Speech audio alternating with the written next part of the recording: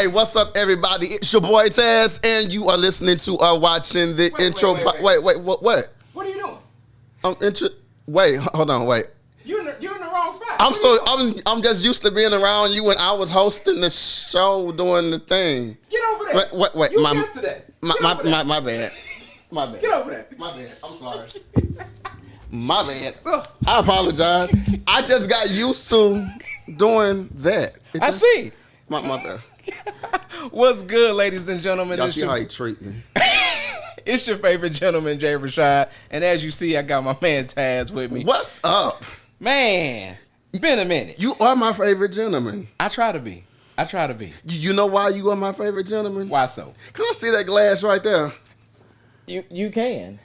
I went to church on Sunday, but it wasn't communion. And I was wondering when I could have communion. This is why you my favorite gentleman. Well, here we are. Cheers. Cheers. Yo, he got them real glasses too. Y'all see they didn't break. Now, of course, a lot of y'all are wondering. Woo, my head is itching, y'all. Excuse me. That part. Yeah, all that's going on. Ain't nothing that's getting edited. Yeah, his hair is growing really well. It's trying to. I'm trying to be like how you used to be. You remember you had hair? Remember that? Remember that? Hey, y'all. So, y'all probably won't see this no time soon, but he's been in the gym because, let me tell y'all a secret. I saw a picture just now. Well, I can't say I saw a video because they don't think we Diddy over here. Oh, man. No Diddy. No Diddy. But one thing I was thinking about, though, is that I realized in as many shows that we've done and everything, nobody really knows your story. This is true. You're mainly the interviewer. You're hardly ever the interviewee. I've never been the interviewee. Really? Ever. So we're gonna flip the script today. Let's flip the script today. We gonna I'm gonna ask the questions and you gonna answer. Now, and you got me drinking, so y'all I'm gonna be honest. Yeah. Drink Champs 2.0. Let's go. Well, I got one of my favorite twins with me, you know. Yes. Crown Apple. Yes. So we just gonna do like old times and have fun. Let's have fun then. Let's go. It. So now I have to make you take an oath. Okay. Do you swear to tell the truth, the whole truth, and nothing but the truth on this holy land that holds Crown Royal? So help me God. All right, let's get into it. First question.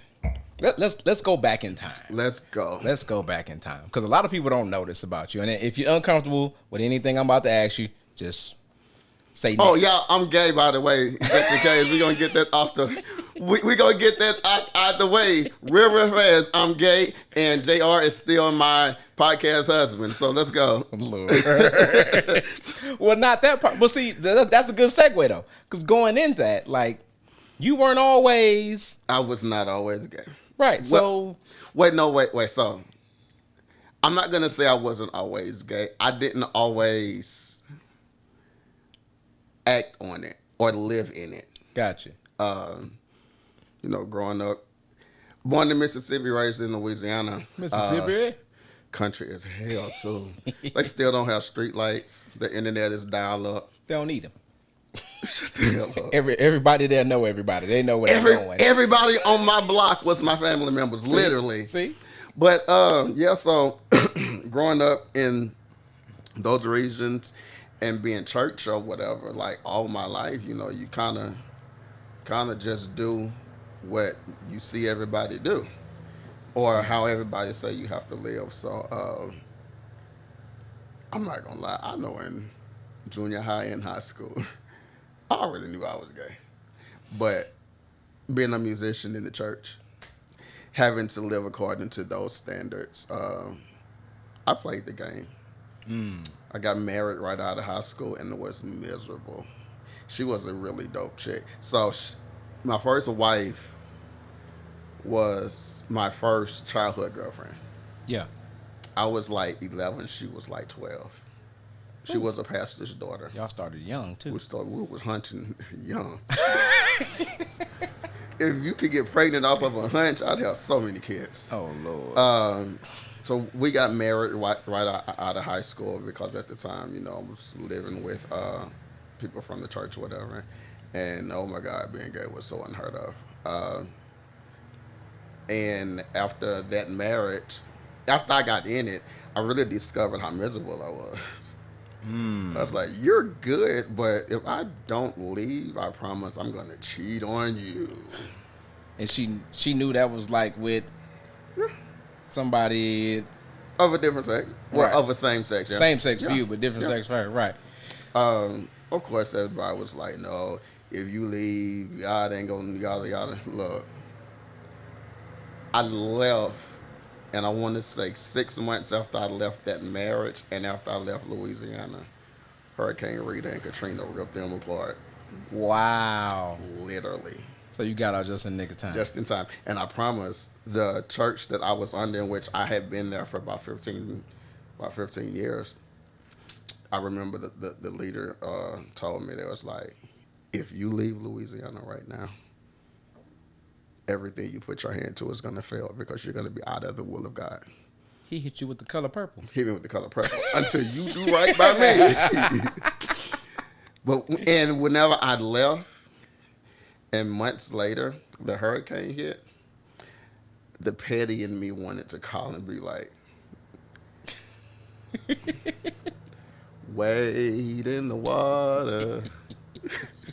Wade in the water, nigga, because you told me I wasn't going to make it. But what if that was God's signal for me to get the hell out of Dodge? Because I can't swim.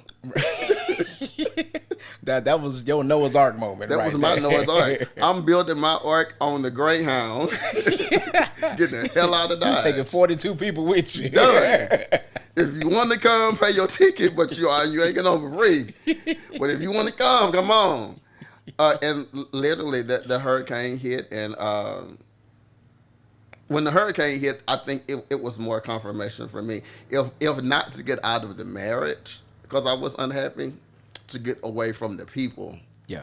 Because I was in a situation to where I almost felt like I was becoming more of them than becoming me. Because I had that much influence over my life.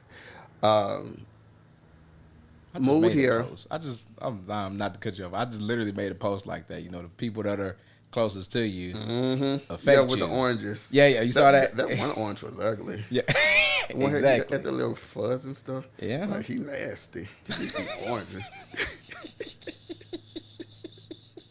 So I moved here to the DFW. Enjoyed just living, being me. But I was still under the church realm or whatever. So I couldn't freely do that. So I decided I'm a people pleaser. So I was like, well, in order to be down with these people, let's get back into another marriage. Oh man, knowing that you shouldn't be there or you didn't feel Knowing right. I shouldn't be there, but before I got into this, I let her know, look, this is my history. This is what I know I've done. Pick and choose your battle. Dated for about a year. Married for about 3 years. Went from a 3-bedroom apartment to a 2-story, 5-bedroom mansion. Ooh, money. You was having that money. And with all that money, the night that I saw myself in Walmart's parking lot off of Hewlin, drinking to kill myself. Really? Literally. Like in the parking lot? Yep. I called my cousin, who lives in Le Elm. I was like, cuz, I'm miserable. Keeping in mind, I had been trying to seek refuge and conversation from family and everything, but the family wanted me to stay married because, oh my God, you're going to hell. I called my cousin. I was like, cuz, I'm tired. And I just want to go. keeping in mind you called her own damn cousin because her boyfriend at the time was Dallas PD. I ain't telling where I was or nothing, but this is how I know Dallas PD. If they want to be effective, they can be effective. This motherfucker tracked my phone. Yeah. If they want to, they can. They tracked my phone, called Fort Worth PD, and had Fort Worth PD come to Walmart. Yep. So they can triangulate the signal. They can do whatever they want to do. That night, they didn't arrest me because I wasn't moving. Good. But they put me in a mental ward because of the suicide threat. Suicide watch now. When I was in the suicide watch, I was looking around at everybody there. I was like, I don't belong here. Yeah. Because they were there because of situations that they were going through that they couldn't control. I'm here because of a situation I just chose not to control. It was completely your choice. When I got out, stayed in the marriage for about another month or so until I was like, get out or you gonna die. Because it didn't stop me from drinking. Yeah. Because drinking was my only escape from that reality of being something or having to be somebody I know I wasn't. So whenever she would go to work during the day or whenever she would go to bed at nighttime, we had a beautiful boy. We had Top Chef everything. I'd just go downstairs and just drink. And just drink your sorrows away until you didn't feel anymore. Until I didn't feel anymore. Just to wake up the next morning and feel 10 times worse. Yep. One morning I woke up. She was at work. I said, I'm not even going to say bye. Because if I would have called her or texted her to say bye, she had enough power in her to convince me to stay. All she would have had to say is certain words. And I'd have been like, let's try it again. Because we had done this shit before. So then my question is, if she knew how you felt about it in the beginning, did she just want to be married, to say she was married, or? I can honestly say I fucking loved her. And I can honestly say she fucking loved me. Well, sometimes love ain't enough. Ooh, say that again. It's not. Man. You could love a person, but if it's forced love, you'll get tired. Real quick. And I think after a while, my organic love became forced love because I knew that I wasn't that person.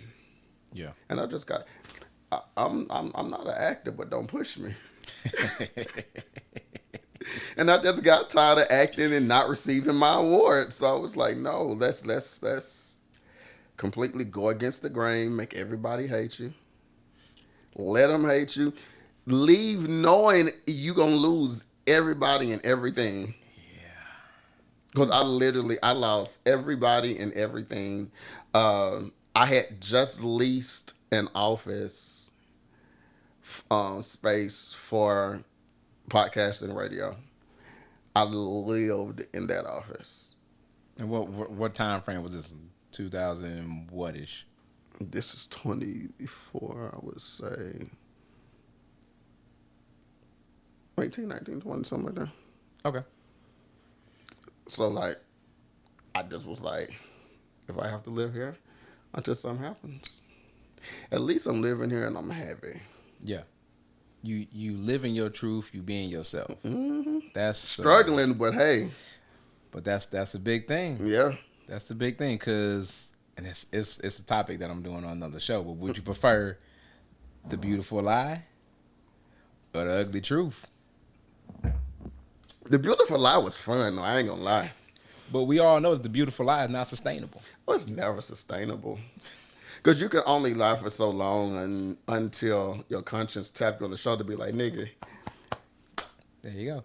Well, no, that conscience start tapping you a long time before you give in. Mm-hmm. It's when that conscience start to ball up fists. Yep. and start And I punching was you. in the fist ball up point. Yeah. At that point, because it was like, if you don't realize or you don't recognize what you're doing and get out, you're going to die in this. And the thing is, you're going to die in this, and everybody that you're trying to please are going to go on with their life as if you never exist. Yep. Crazy, ain't it? It was like, bye. I had a mentor tell me before. They said, you know the number of people that show up to your funerals contingent on the weather? Yeah. Yeah. Yeah. This is true. So you can do whatever you want for all of these people, but if you ain't happy on the inside, what did you waste your time doing? Yeah. Don't even worry about all of that. And that's where I got to, and that's where I am now in regarding the relational part of me. Like I joke around with people and I tell them, family and friends that don't like me now, that don't follow me now, or don't repost nothing on social media now. Mm-hmm. Oh, y'all fucked when I find my dude. Because all you gonna see, because I'm the guy that if I have you in my life and I'm happy because of you, Yeah. nigga, I'm bragging about you every motherfucking day. But that's how it should be. It should be. And you should be able to be at peace with your person. Mm-hmm. Fuck what everybody else got to say about And that's where I am. So like, I don't even complain now, even in just regular business stuff or just in my everyday life of what people know me as.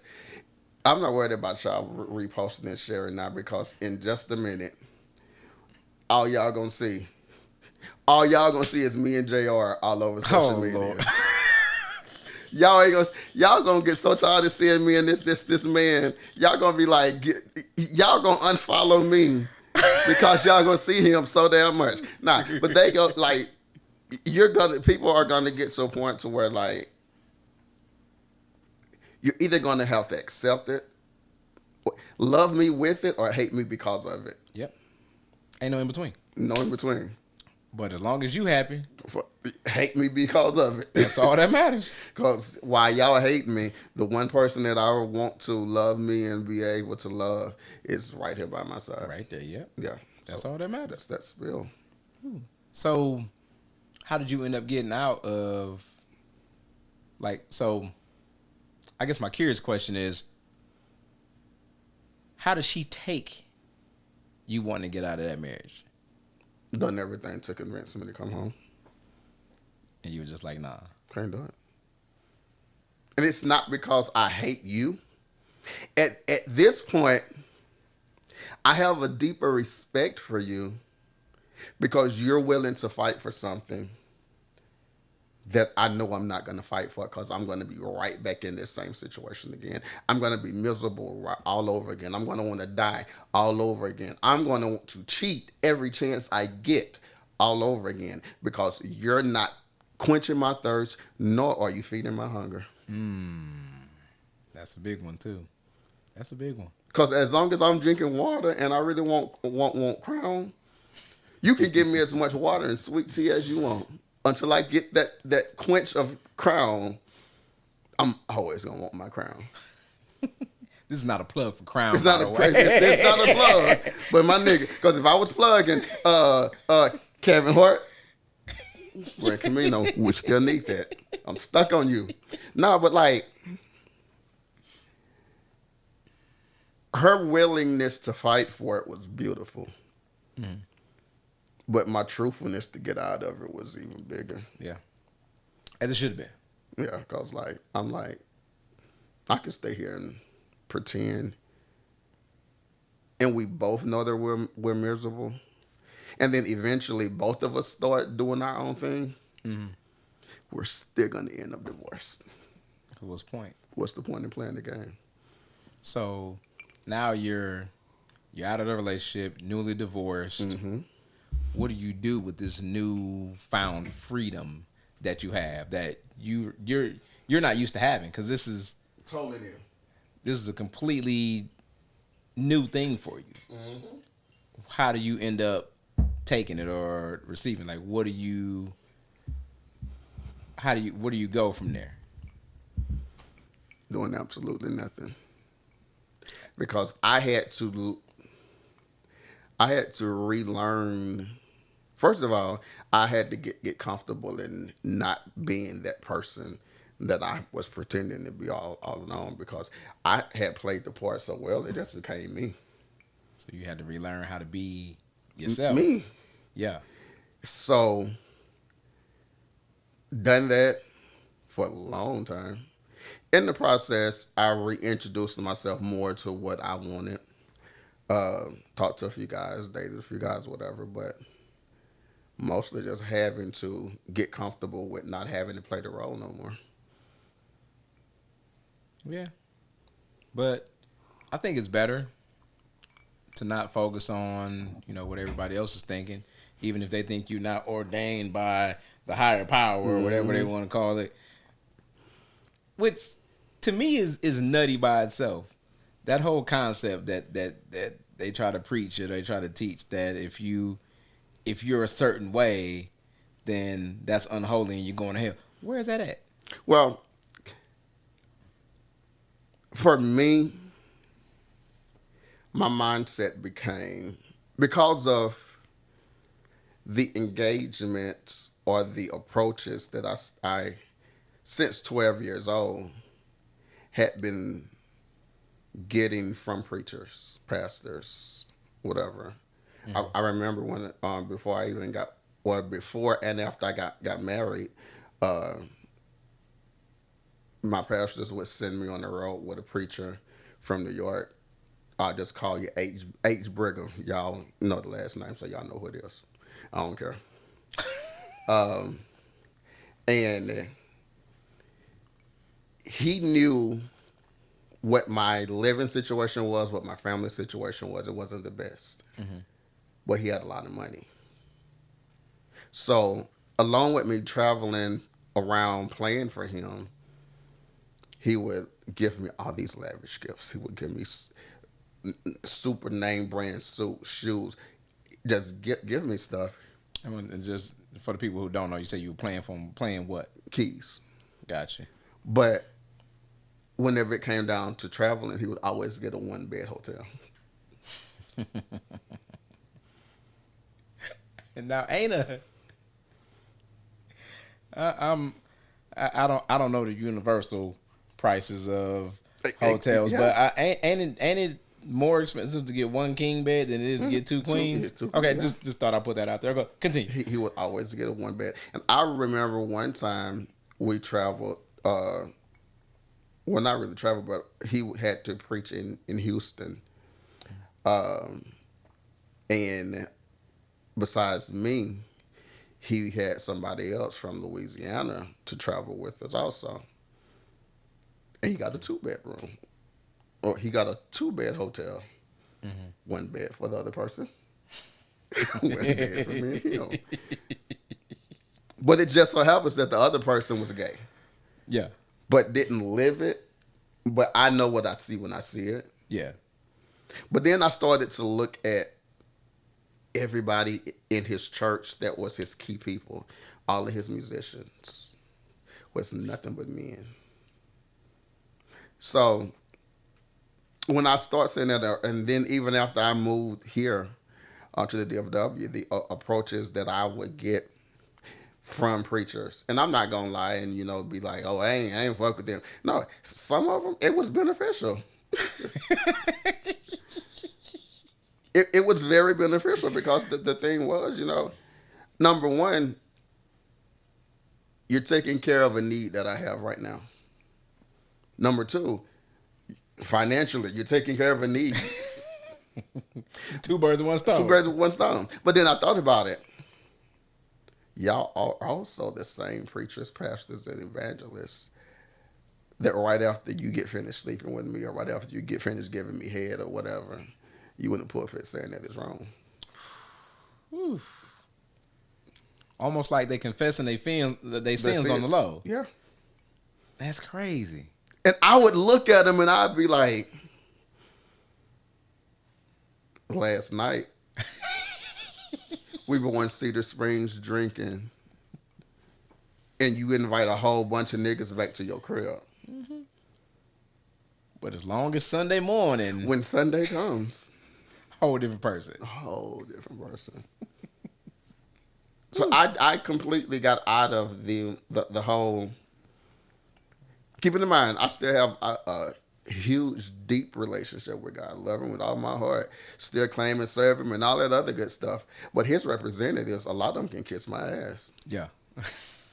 And most of them have, but that's another story. Get me out of this subject. Go keep on. Because I've been said a whole bunch of DFW names. I don't want to do that to y'all because y'all ministry people like the blackball people whenever we tell y'all secrets. Lord. No All right. Diddy. Next topic. Damn, did you have to mention Diddy? Damn it. Yeah, we probably gonna get canceled. Anyway. Wait, I learned. Who was it? I think it was what's old dude? The Wayans. Marlon? Damon? Sean. Okay. He just done a interview on the Breakfast Club, and he was like, the thing about getting canceled, you only canceled because you said or done something that was effective. Was that Sean or Marlon then? I think Marlon said that. Marlon. Okay, yeah. If you counsel me because of something that you hear me say or see me do, it's not necessarily because it's wrong. It was probably too right. It got too much attention. Mm-hmm. That's usually how that happens. Yeah. Because I mean, if you think about it, and people think that it's the masses that are responsible for people getting canceled. No, it's the people. It's the few that's in the power that's responsible for people getting canceled. Because they're in control of what plays on the media. Because, like, I don't even consider,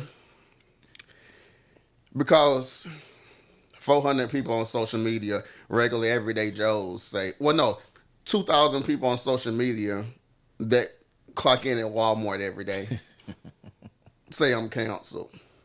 Your cancel gonna last 3 days. Yeah.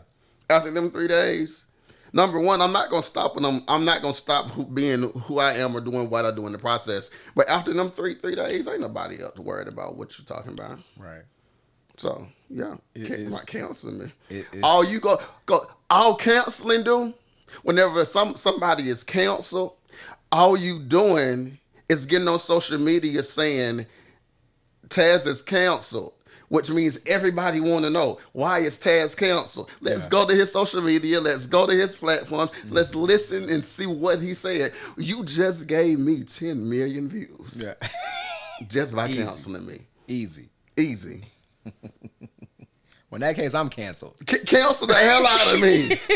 I need you to cancel me. I need these views. God damn it. Yes, I said it and I did it. Cancel me. Shoot. Well, speaking of that though, so speaking of media, so what decision or what impact in your life made you decide you want to start doing podcasting? I'm a media nerd, a media nut. Being in music again since I was 7. When I lived in Lake Charles, I used to always hang around the radio station, KZWA. At the time, it was ran by Faye Brown Blackwell. I don't know if she's still alive, but if she is, hey, if not, condolences to your family. But she was always this really, really dope individual who would just let me go to the radio station and just work. Yeah. Sometimes wasn't even for money. She would just let me go in and just do stuff in the radio station. And there was this one radio DJ in particular, RJ the Bad Boy.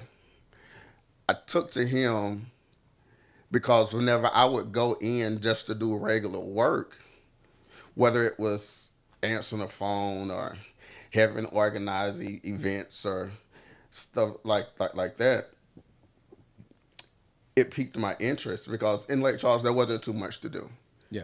So you have to get in where you fit in. I was already singing and doing stuff in church, so the radio station just became a norm for me.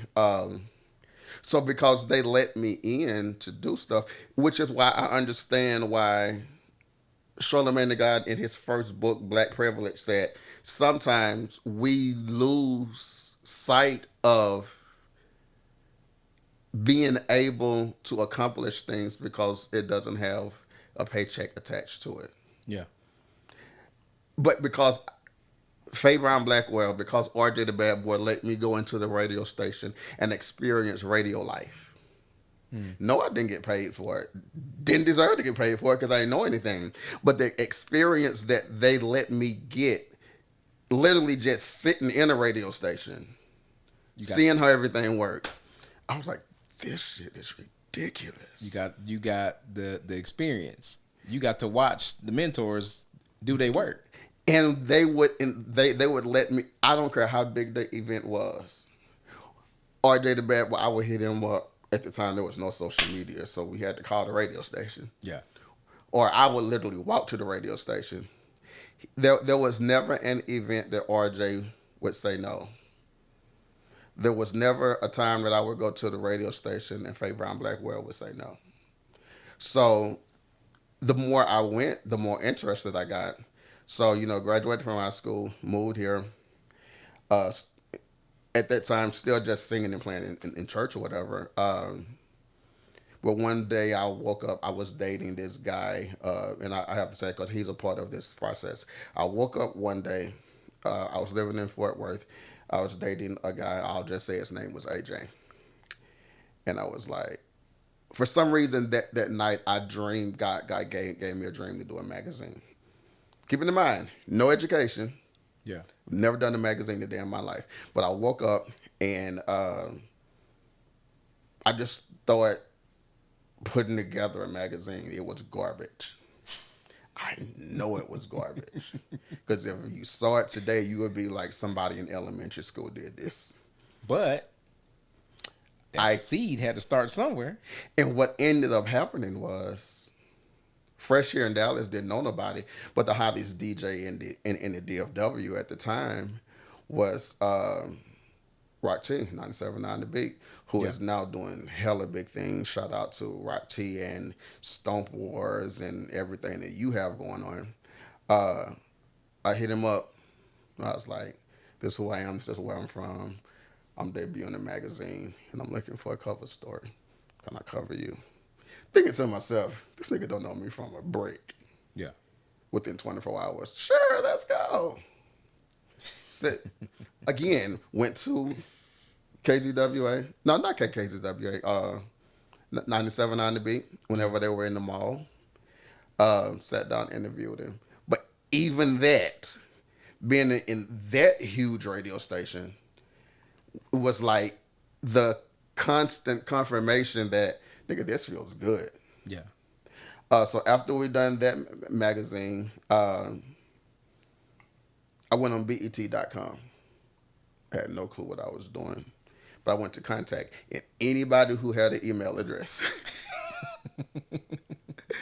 I sent them a copy of the PDF of Rock T's magazine that I done.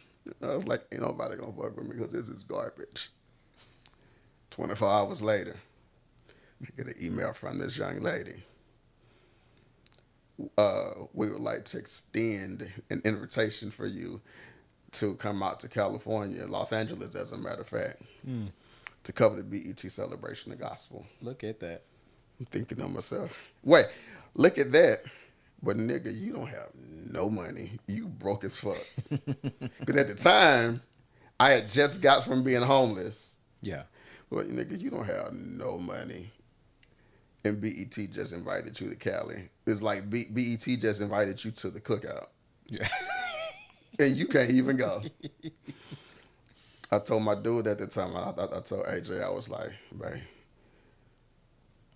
I just got invited to BET's Celebration of Gospel to cover red carpet events, the show backstage, yada yada.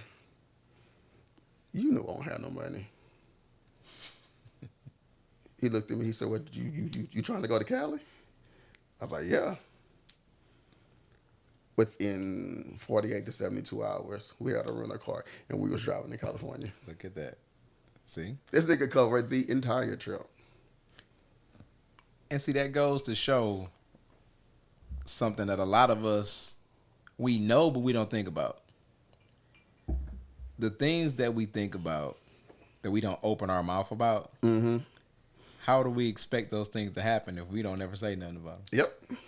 You never know what can happen by saying by asking a question or making a statement. You never know. Yep. So we drove out to Cali for that. Covered that event. At this time, this is when um, the lady that sings "Fire and Desire," the Love Yeah. Woman, she was like that was my first big interview. I was like, God, nigga, you just sat down with Tina Marie, Miss Fire and Desire herself. But then I looked at everybody else that I was able to sit down with, like shit. I don't even so long ago. It's on my Facebook. But that at that point, I was convinced. Number one, you didn't get invited by your next door neighbor to come to their barbecue. Nigga, BET. Yeah. Fortune 500 just told you that you can come out, and they literally gave you the keys to the kingdom and said you can talk to whoever come in front of you. That's huge. At that point, I was like, this is what I'm supposed to do. Keeping in mind that while we were at BET Celebration of Gospel in December, we received an email from NAACP to go to Vegas March of that next year. How did NAACP know that I even existed? I have no clue. I told Bay, I say, Bay, we got invited to NAACP, but it's in Vegas. He said, are you trying to go to Vegas? That part. I was like, yeah. Oh, no, it wasn't in Vegas. It was in California, too. Because whenever we got back from Celebration of Gospel, he literally just reserved the car to go back in March of that next year for NAACP. So we turned right back around and drove back to Cali again. And those confirmations just came one after another. A magazine led to radio, Spotlight Radio. Spotlight Radio led to podcast. And although ain't nothing been easy about the journey, still's not easy about the journey because I don't have that machine behind me. It's been worth it because I've been able to do things, go places, and talk to people that the average day person can only feel like they have a relationship with because of social media. But I have their phone numbers in my cell phone. But you were able to do that just based on your curiosity and your willingness to reach out. That and no lie, I tell people I am the poster boy for God's favor. Because God's favor has gotten me places that even if I had the money, I wouldn't have been able to go. True. Because whenever He ordained, or whenever I am a firm believer that whenever God ordains something in my life to happen, there's nothing I can do to mess it up, and He's always going to make a way, open the door for me to do it. That's what's up. So, yeah. So speaking about opening doors, so and then kind of going back, but not really, because you went from playing keyboards to deciding I'm going to start writing and singing my own music. Mm-hmm. Where did that idea come from? So I guess just because I've been doing it for so long. But I needed to find a way to. I used to have a really, really, really bad speech impediment. Really? Like my stutter was redonkulous. And even sometime now it still comes out whenever I'm under a lot of stress or because I'm dealing with this Bell's palsy stuff right now. I still have moments where that speech impediment comes out. But because of the speech impediment, whenever I was younger, because I'm like 43 now. Happy birthday, Troy. Um, I had to figure out a way to communicate. Mm. And I noticed that, and I noticed even to today, speech impediment only happens when you talk. When you sing, nothing exists. Really? I guess that's why it's a universal language. I guess that's why they say music is a universal language, because regardless to what happens whenever you talk, singing eliminates all that. Because once I learned that I can sing something, and in between me, what the effect of me singing and saying it was so much clearer. Yeah.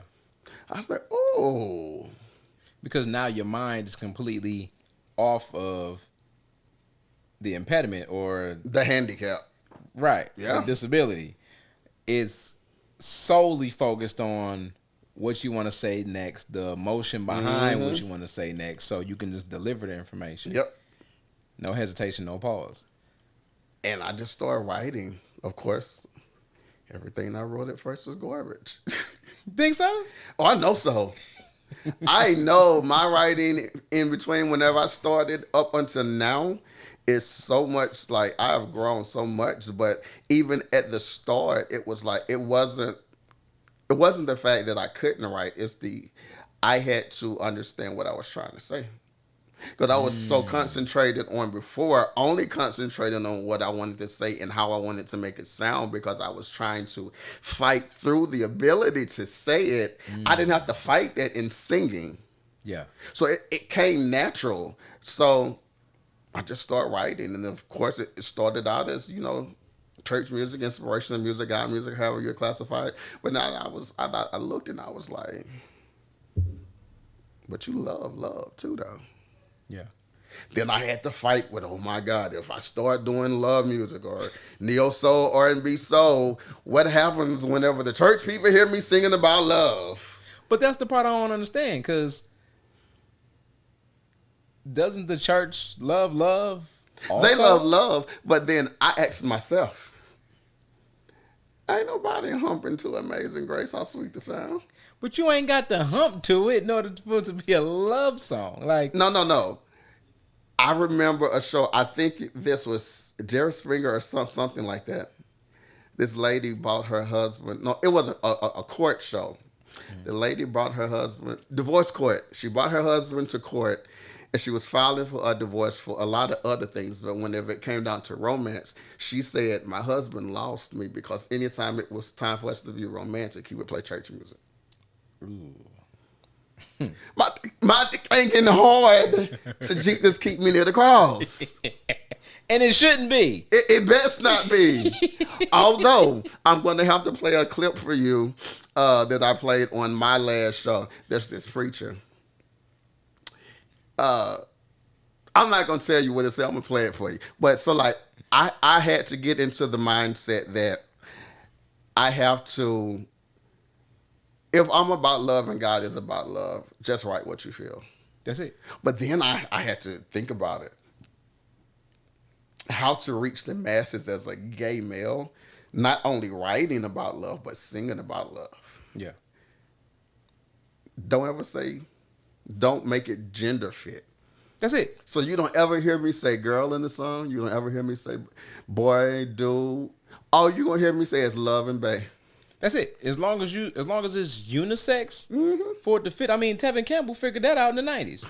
Tevin Campbell, Jesse Powell, like they were probably singing about each other. But were some of the best music in the world. And see, which I don't know. One of my favorite songs is about the person that helped me write the song. I'm still in love with him. Lord. I ain't gonna talk about that one, but I'm still in love with this nigga, and he helped me write the song, knowing it was about him. Lord. But like, once I got out of that, what is the church gonna say? What is the church gonna do? It became natural for me. And I remember, I want to say about a month or so ago, I was talking to my leader, Bishop Sherman C.G. Allen, Christ Cathedral Church, Fort Worth. I was sitting down with him. I was like, Dad, I need to know how you feel about me doing what I do in your ministry, but singing R&B. So he looked at me. He said, son, I said, what, Dad? He said, do you pay your tithes? I said, yes, sir. He said, have you been paying tithes off of your sales and stuff? I said, yes, sir. He said, all right, move on. The next week I went back and I was sitting down and he went on my Facebook page and the list song on my Facebook page is No One But You, of course. He hit play. He was like, this you singing, son? I was like, yes, sir. This you for real? I said, yes, sir.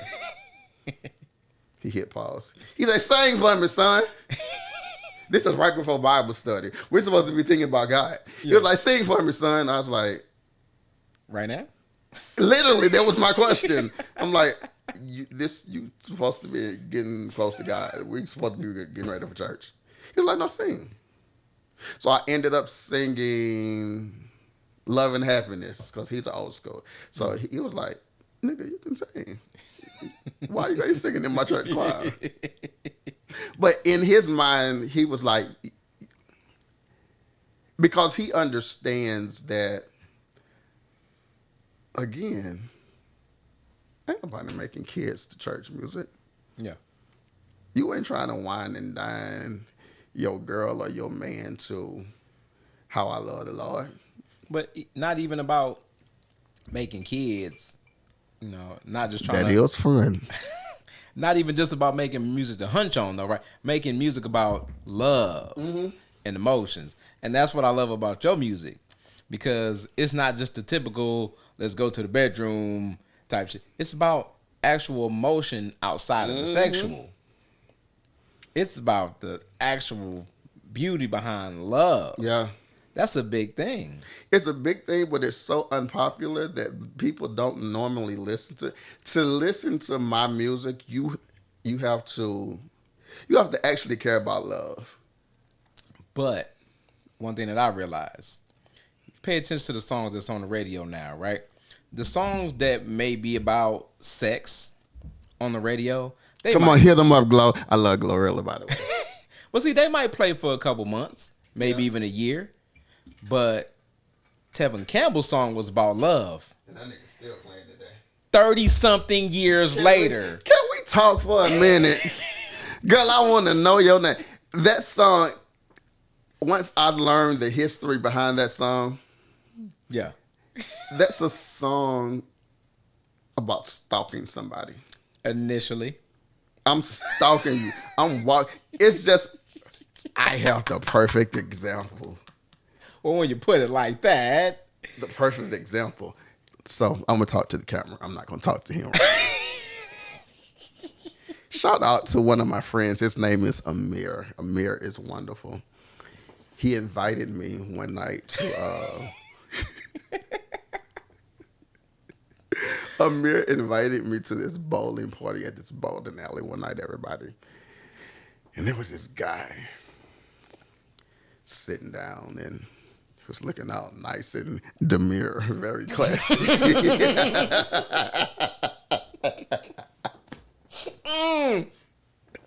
I was drinking. Oh, I can't wait till that word expires, goddammit. He was sitting down very demure. And oh my God, did he catch my attention. I was like, this is my next last baby daddy. Sat down the whole night. Let me not just drink while you telling this story. Keep messing me up here. I was trying to get to know his name, and he told me his name. I was like, oh my God. His name is, this man is beautiful. Everybody else was booed up with their person. He wasn't booed up with nobody. I was like, this is the perfect fit. And we were talking, and we had so much in common from, clothing design. I was like, oh my God, this dude, we have so much in common. He's perfect. And Amir told me afterward. I was like, Amir, who is this guy I was sitting by? He's gorgeous. He's intelligent. He's beautiful. He smelled good. He had all of his real teeth. He said, "Oh, you talking about?" I was like, "Yes." He was like, "Oh, he's straight." No, the fuck he ain't. We gonna change this. So it's like that Tevin Campbell song was that like, I see you. I want to know your name. But did you say he had all his teeth? Like, He had all of his teeth. you make it sound like you about 60 something years old. No, I live in Dallas, and you have some 20-year-olds that only have their two front teeth. I'm just saying. What? Look, ice is real, and I'm not talking about those people in jail. Though, ice and cream, cream and ice fucking cream. They just need to combine the drug, ice cream. No, y'all don't combine it, y'all gonna die. But yeah, so like, people have been singing about love, and it's been gender neutral for a very, very long time. And I was like, I want to sing about love, but I want to reach everybody. My bishop was like, sing about it. Do it, because at the end of the day, if you don't do it, somebody else will.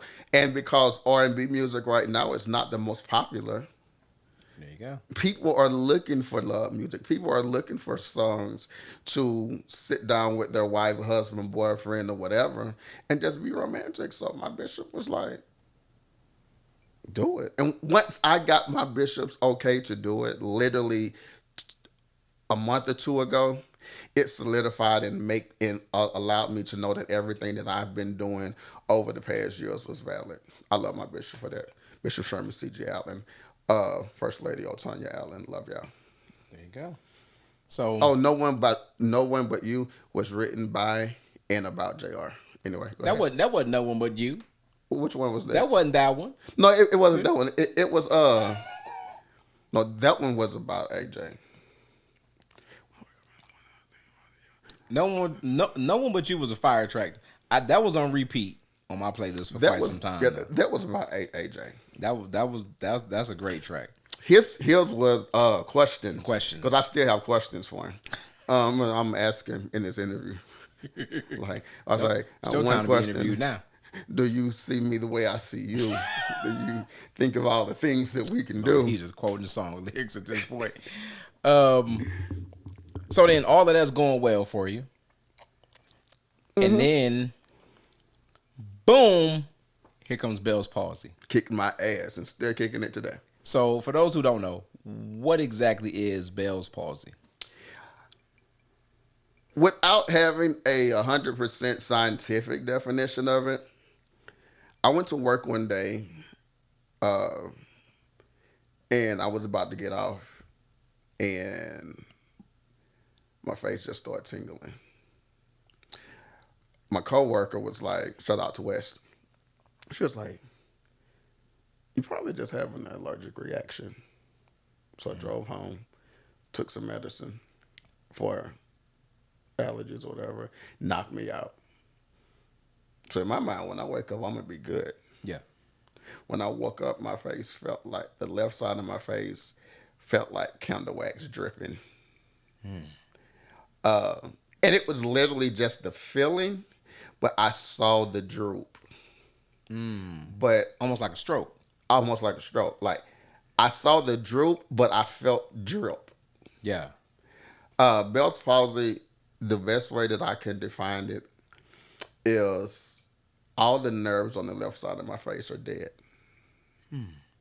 And because it's a nerve situation, the doctors basically said there's nothing that we can do to fix this. All we can do is give you steroids, which was the first part of this. Keeping in mind, this was like January, March, April of this year. The steroid pack that they give is not a long-term thing. Right. So whenever the steroids was over, they were like, all we can do now is just tell you, wait.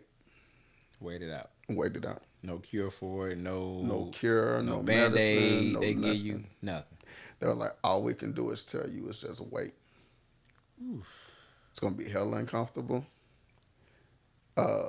debilitating, but there's nothing we can do. Because not only did I get hit with Bell's palsy, I got hit with what's called Adams Hunt syndrome. Now what's that? Adams Hunt syndrome literally shut down my hearing in the left side of my ear. I mean, in the left side of my face, which literally happened at the same exact time. Ouch. So Adams Hunt syndrome, again, just like Bell's palsy, there's no cause for it.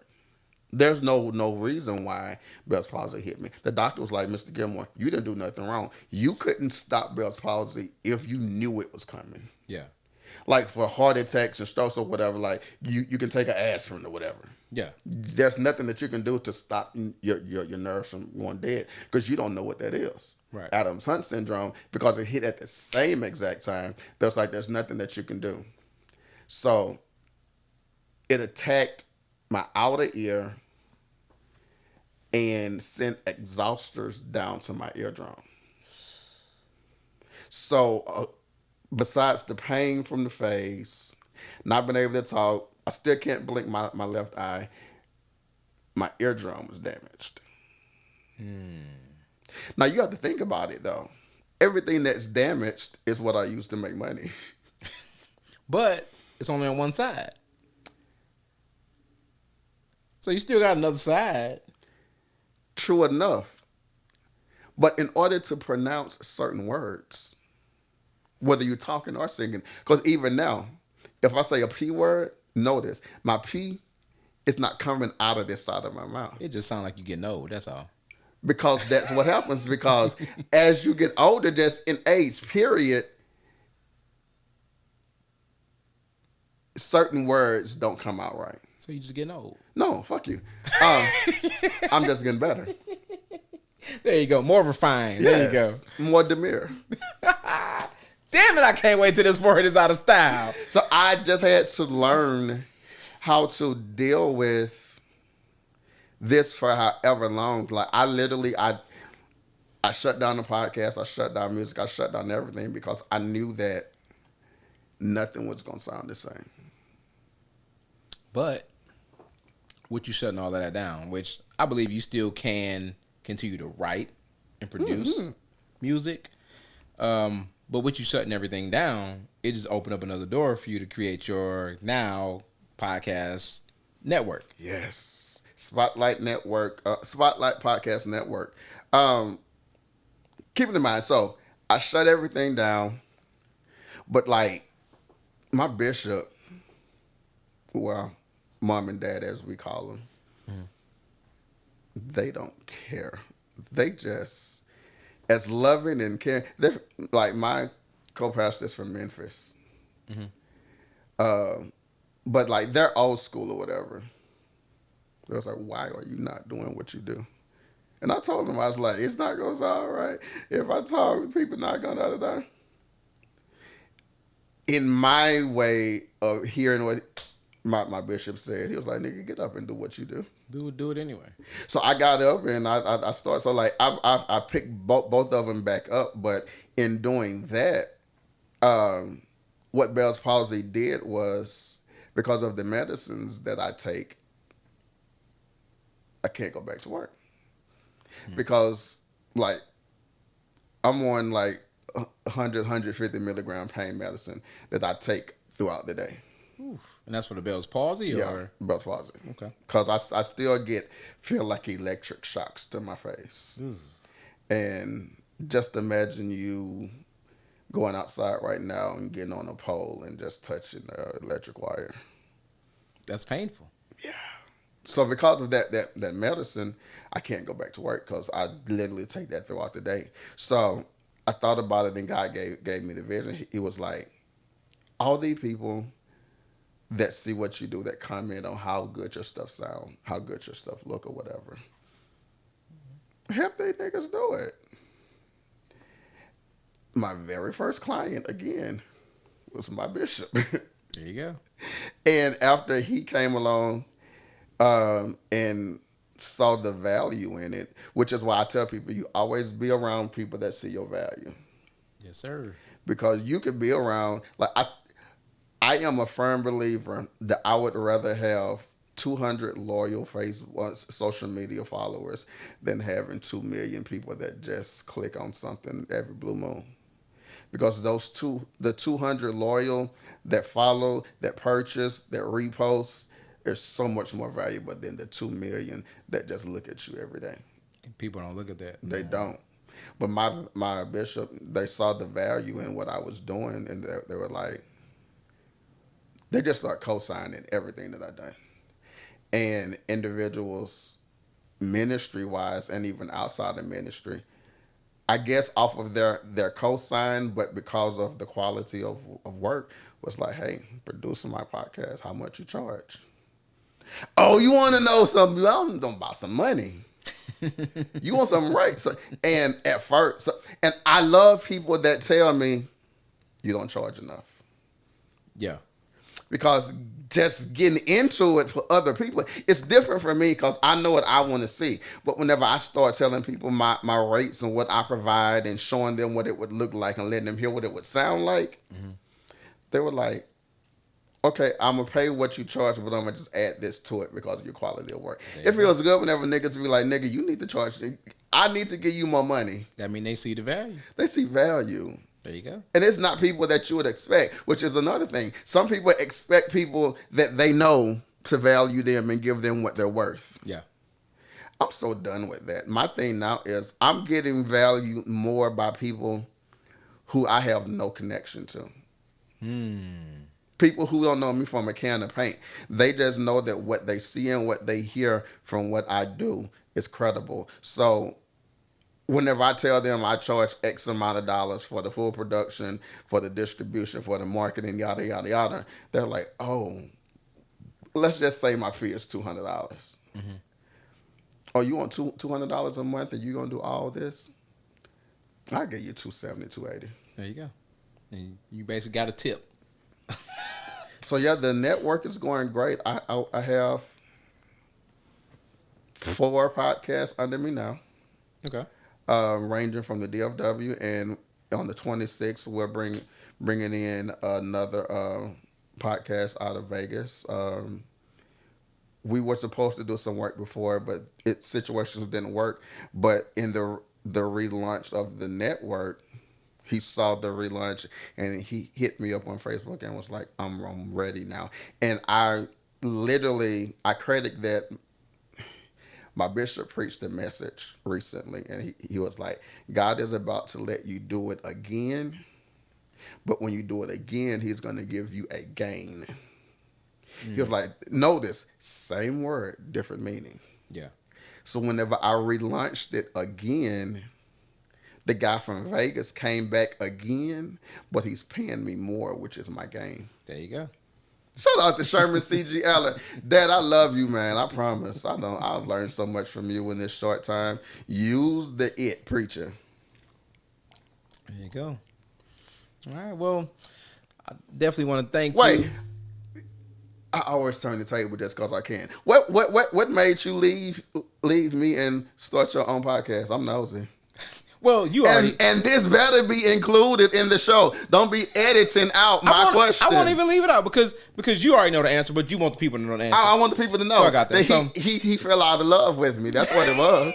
We were seeing each other. We had a date every week, and he was bringing me food and drinks and just romanticizing me. And then he was like, I don't want you no more, nigga. No, I'm joking.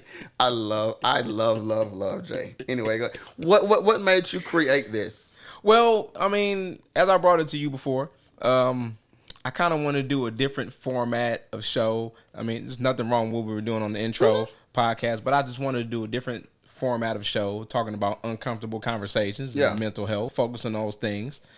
And so, and of course, being a gentleman, which of course we do here today. We do here Salute. today. I told you he got real glasses at the second clean. Go ahead. So I just decided, after I had your blessing from it, you said, go ahead and start your baby. That's what you said. So I went ahead and I started my baby. And what other person to have better on my show than the person who, did you see that? What? That was weird. But what other Did person it to start have? levitating? It's something happened with my glass, and I don't know what it was, but it's like it jumped. Oh, that was me. Yeah, go ahead. Lord. But I figured, what other person better to have on my show and tell their story that nobody's ever heard before than the person who got me started in podcasting in the first place? Yeah, I did enjoy having it, and I think our connection there with my new cast members, I literally just bought on a guy 2 weeks ago. Shout out to Willie Beamer out of Fort Worth. In my mind, I'm like, I know you're really good at what you do. But I'm not in love with you like I was with Jay Rashad. Like, it's hard. You're going to have to do some work because Jay Rashad was baby daddy. Like, and he still is today. I told him already.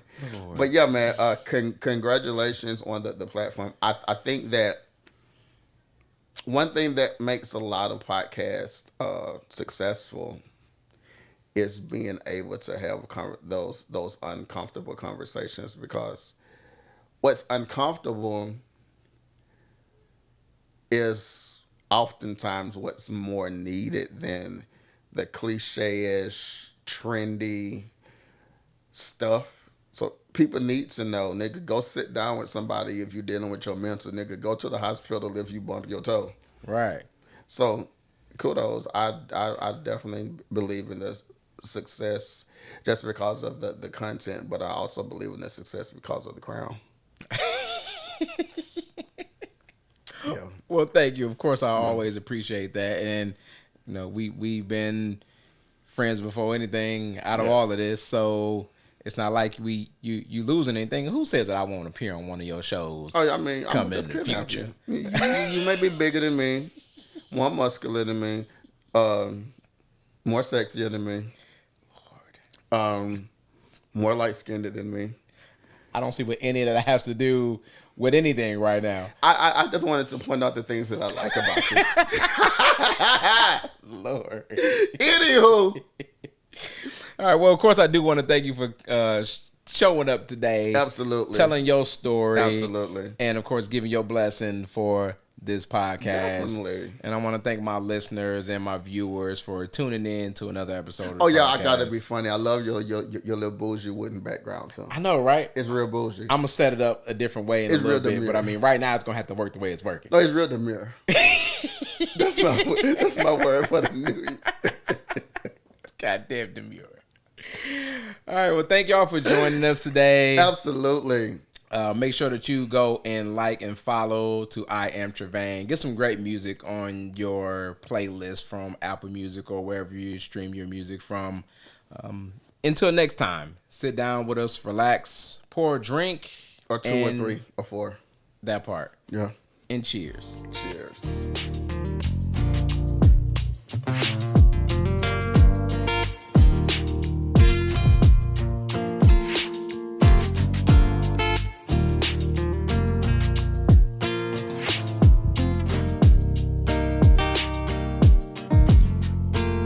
It haven't been that long, but I can't get you off my mind.